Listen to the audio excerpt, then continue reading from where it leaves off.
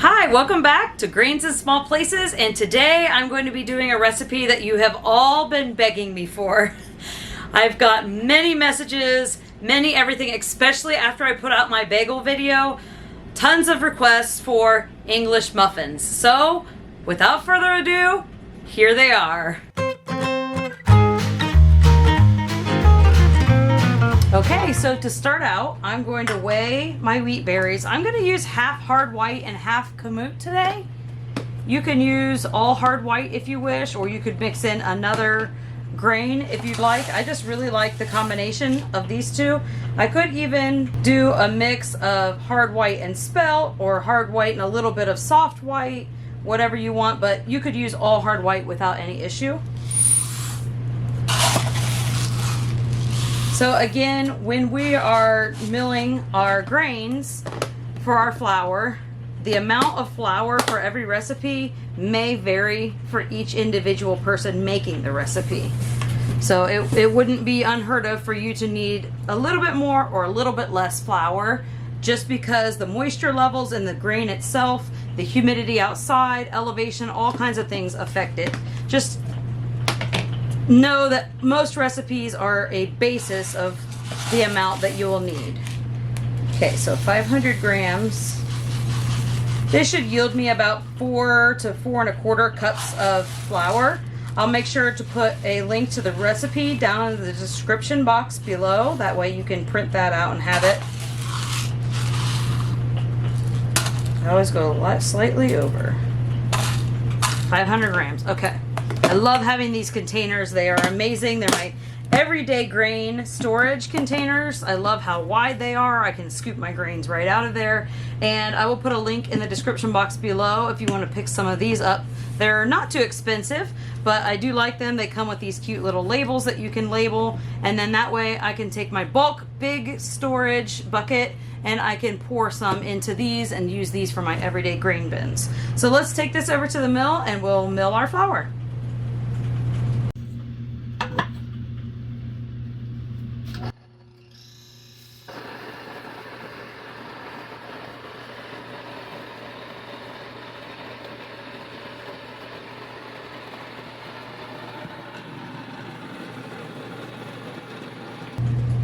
Okay, while you're milling your flour, you can go ahead and start heating up your milk. You can do this on the stove top if you want to heat it just before it starts to scald, so when it starts to steam but not boil, or you can just do it in the microwave. So we're going to do about 425 grams of whole milk.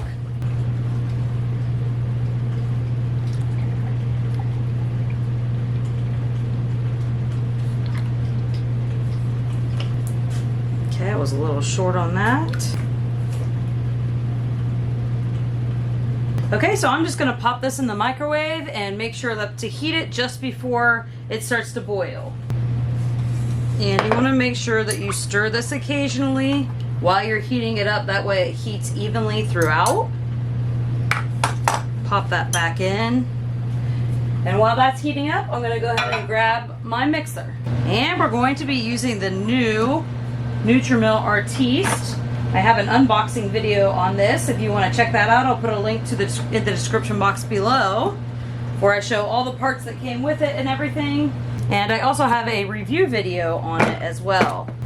Okay. Give that a stir. It's not quite steaming yet, so I think I'm going to go ahead and just put it back in just for a few more minutes. Okay, so now this is pretty hot. When I stir it, it has just a little bit of steaming, so we are where we want to be. I'm going to just put this in my mixer. And before I made this, I went ahead to make sure to pull out an egg and some butter, because we want to use really softened butter. We don't want to use melted butter, but softened butter. So this is 3 tablespoons of pretty soft butter. Put that in there. Okay, and we're going to do about 1 1/4 teaspoon of salt. This is my half teaspoon measuring.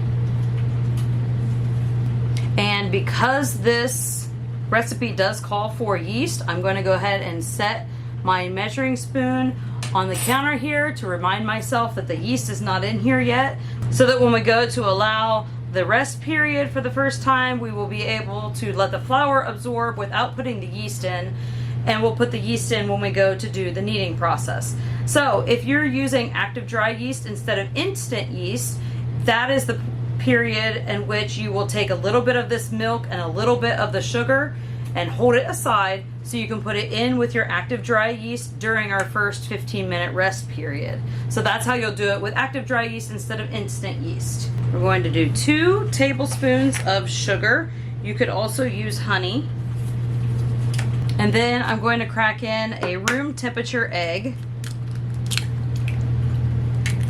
We don't want that to be cold because it will cool down our liquid, and we don't want that to happen. I'll wash my hands real quick. All right, so I'm gonna pop on the lid so I don't have this spray everywhere at me.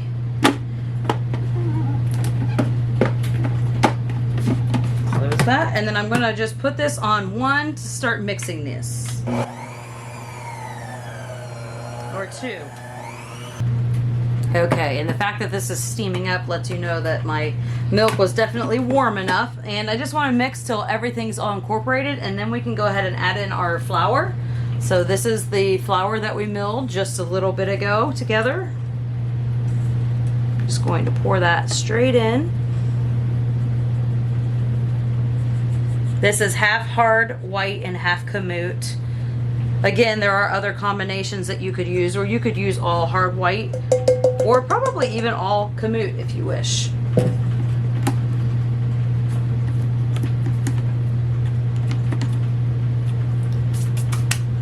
Close that, and then I'm just going to mix that together until it's all incorporated.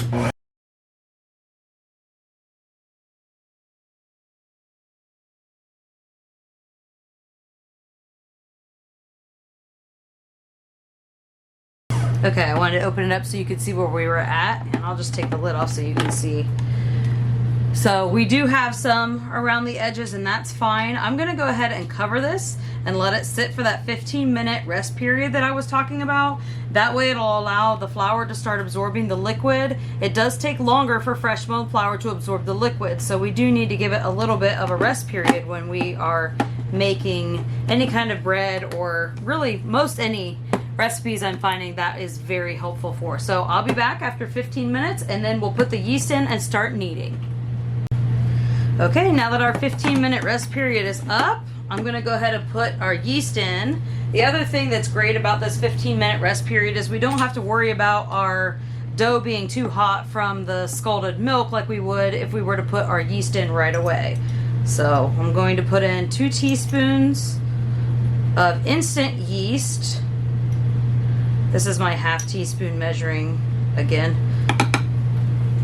Okay, and I'm going to go ahead and mix that in. Just pulling that open so you can see it. Okay, so now that the yeast is all mixed together, I'm going to go ahead and knead my dough, and I'm going to knead it probably for, in this mixer, it's a new mixer to me, so I'm going to guess somewhere between 5 and 10 minutes. If you have a KitchenAid or the Bosch Compact like what I used to have, it'd probably be a little bit longer than that. If you have the Ankerstrom, it may even be shorter than that. So it really all depends on the kind of mixer we're using also. So let me go ahead and start kneading this, and I'll bring you back and let you know how long that took.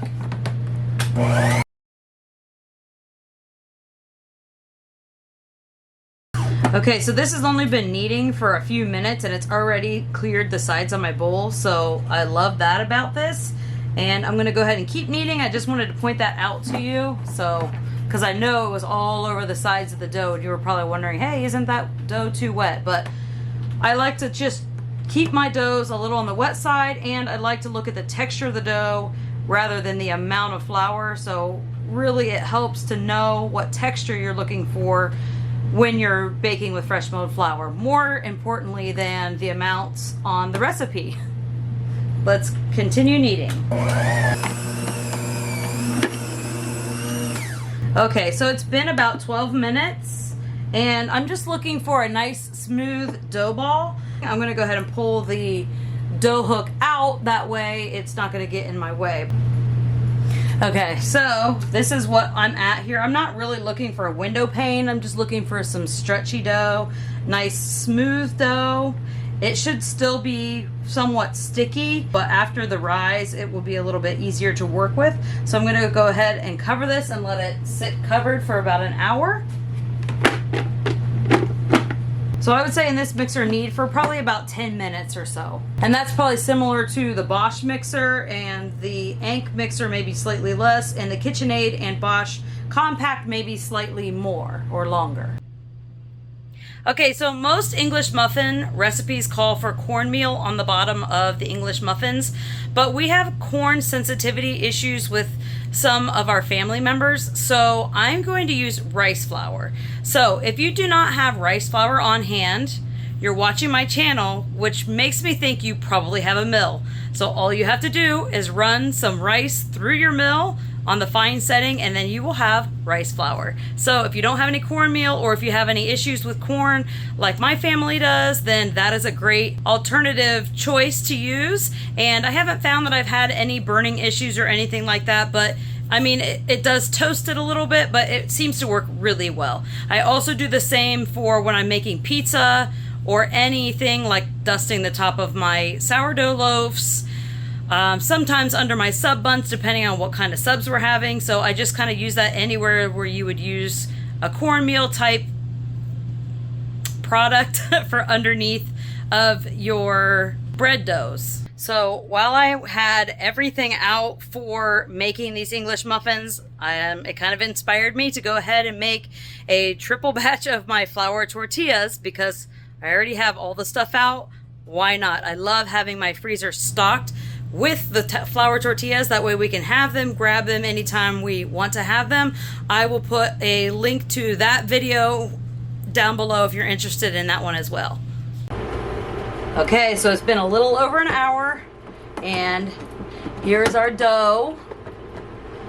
It is more than double, but it took me a little bit longer because I made, like I said, a triple batch of these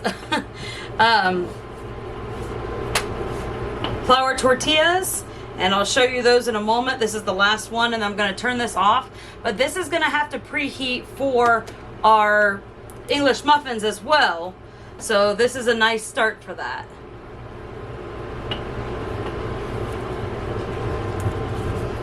I'm going to stick that in there, and for these, again, I will link below, but this is our tortillas. We definitely want to make sure that these are staying covered with our towel. That way they remain nice and soft. And you can see in here, I made 30 today, and they're nice and soft. So I'm going to let these cool, and we can enjoy some today. I could pop a few in the fridge for a day or two, or most likely the majority of these are going to go in the freezer. Okay, so for these, I'm going to divide these up, and I'm going to bring over some new fresh milled flour for my work surface here. There was a little bit of oil on here previously from my tortillas.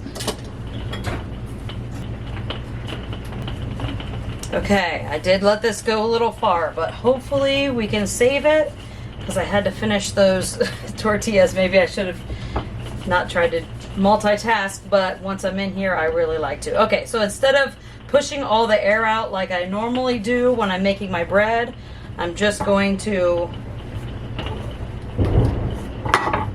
Sorry if you can hear a thunderstorm outside. It is raining and thundering and lightning. Okay, so I want this dough to be about 3/4 of an inch thick. So I'm just going to roll this out as evenly as possible without pushing all the air bubbles out. And then we're going to grab our biscuit cutter, and we're going to punch little circles. Okay, so you want to get a parchment paper lined baking sheet.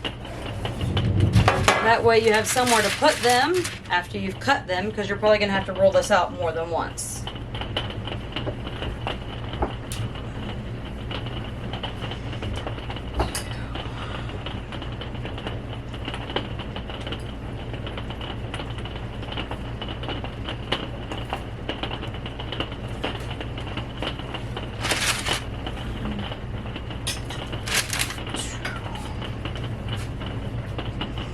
gonna need my other one, my other pan.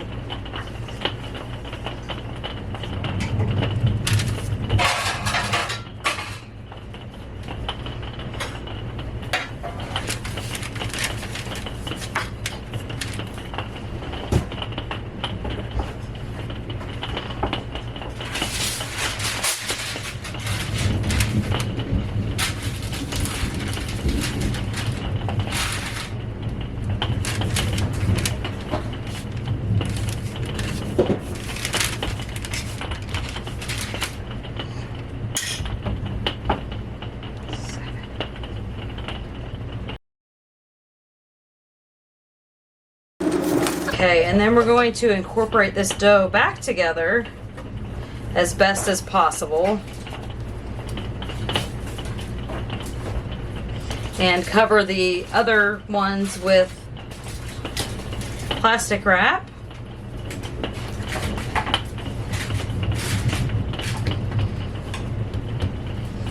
We're going to roll these out just the same way.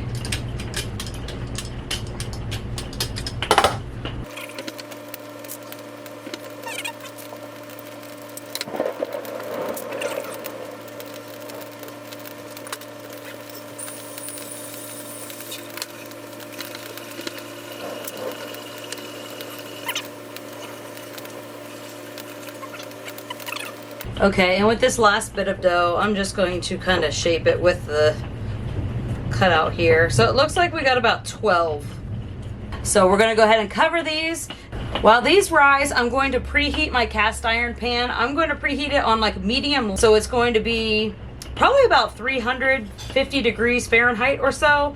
And we wanna make sure that pan gets preheated, otherwise it's going to affect how our English muffins brown. Kind of the same method as our tortillas. We've got to make sure that this pan is preheated all the way through. So about 15 minutes or so of preheating time.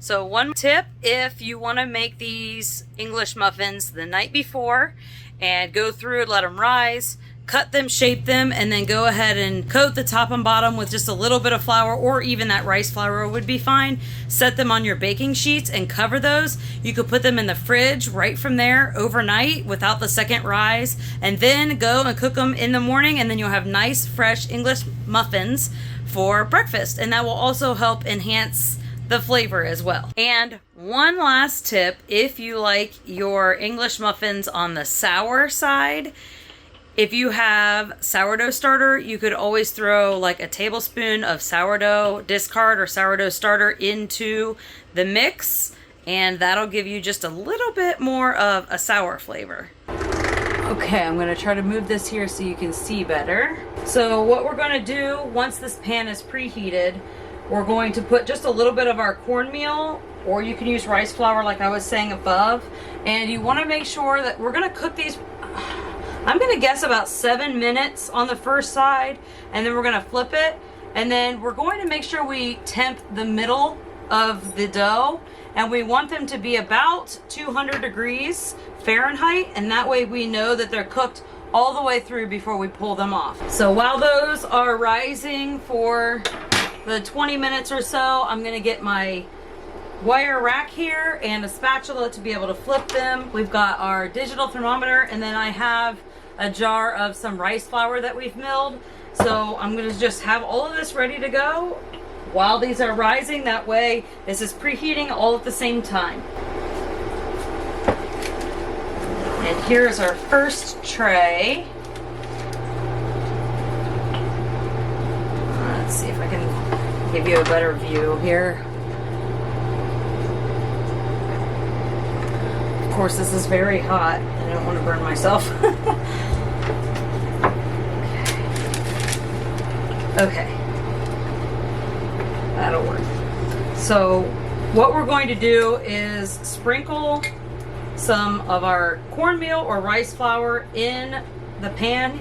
I can probably get 4 in here. I don't want to overcrowd my pan. So I'm just going to sprinkle about 4 little piles of this, or I'm going to get my 4 English muffins.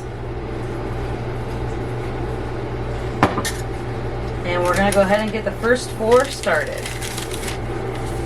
And we're gonna keep the other ones covered. Alexa, set a timer for 7 minutes. Second timer, 7 minutes, starting now.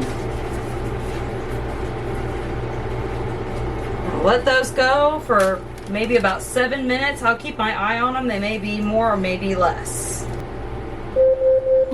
Okay, so it's been 7 minutes. They're looking nice and poofy. I don't want to deflate these.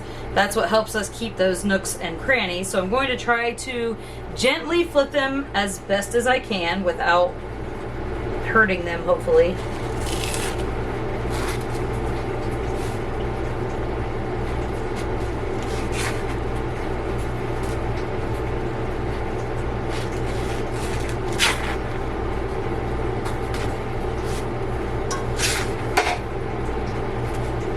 Okay, so they will deflate a little bit when we flip them, of course, but all in all, that's pretty good. I'm gonna let these go for 7 more minutes, but I'm going to probably check them towards the end to make sure that they're cooked completely through. So Alexa, set a timer for 7 minutes. Okay, we've got a few minutes left, but I want to go ahead and temp this centers here.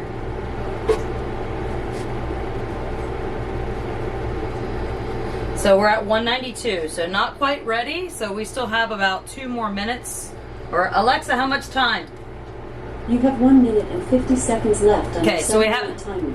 Okay, so we have about 1 minute or so left on our 7 minutes, and I think we'll be perfect with that temperature.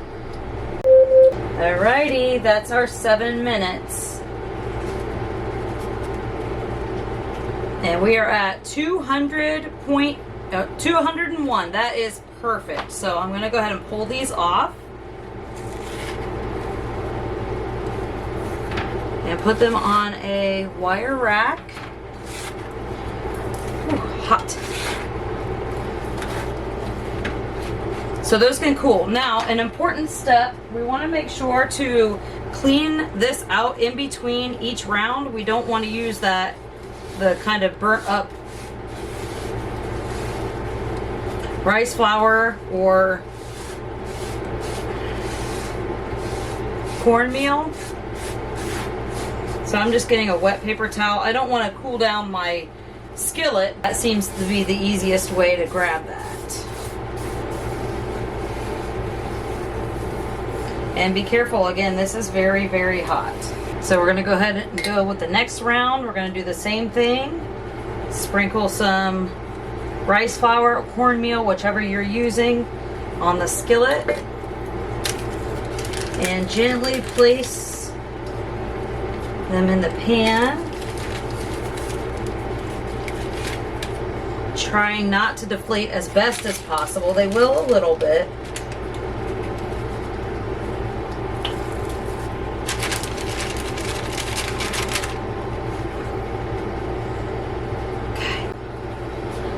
Alright, that's 7 minutes, so we're going to flip.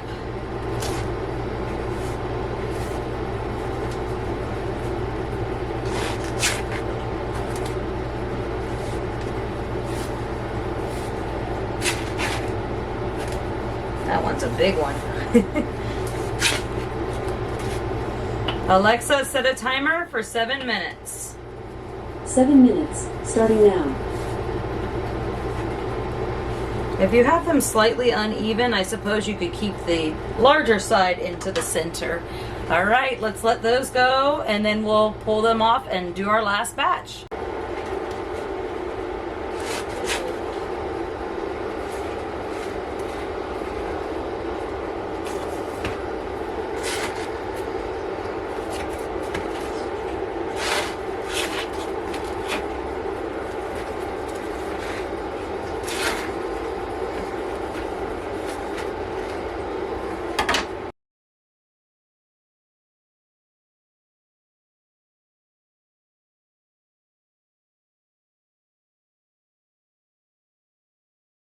These are not quite to temperature, so I'm going to go ahead and just flip them one more time because I actually flipped them a few minutes early the first time, or about a minute early. So I'm going to let them go another minute because I didn't want these to get too toasty on this side.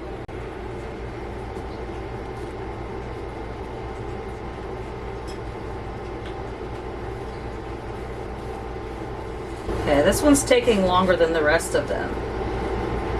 Oh yeah, this one's ready for sure.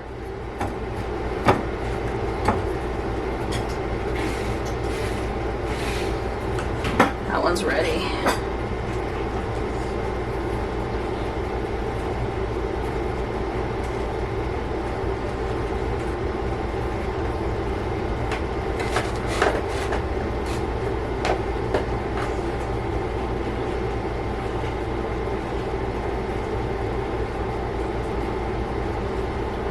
$1.98. I'm happy with that. I'm going to pull this one out. I'm struggling with this because this has a magnet in it, and I don't know if you can see, but this keeps pulling it to my cast iron here. Okay, this one's good. Yay, 200. I'm happy with that. Okay. All right, once they cool, I'm slicing and let you take a look. Okay, so when you go to cut your English muffins, one good tip is to not use a knife. So if you use a fork, it seems to work a lot better. So if you just stick it along the edge just a little bit and then you pull it open, and I'll show you here in a little bit, that seems to be the best way to open up an English muffin. So let's go do it.